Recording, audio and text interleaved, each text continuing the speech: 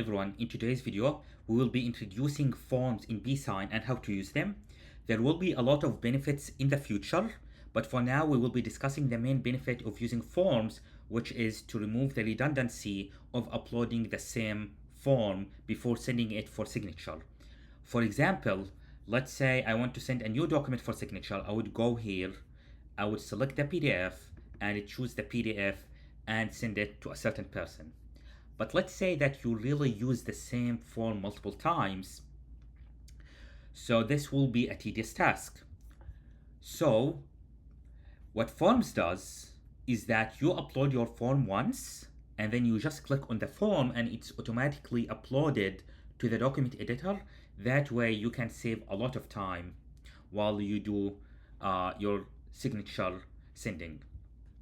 So the way that it happens is that you click a new form, you upload your PDF, and you assign a category to that form. And the power of this is that, let's say you have 30 forms or 40 forms.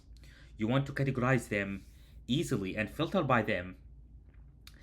Then it's much easier to have this category field and then filter by that field when you try to search the form that you want to send to your recipient.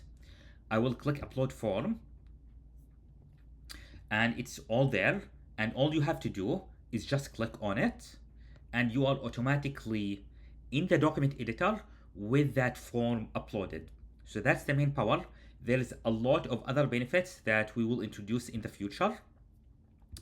And again, the other main benefit is that, special with the category, is that you can filter those forms. So if you had like a lot of forms, let's say 20, 30, 50, or even 100, you can search for your form either by the name or the category.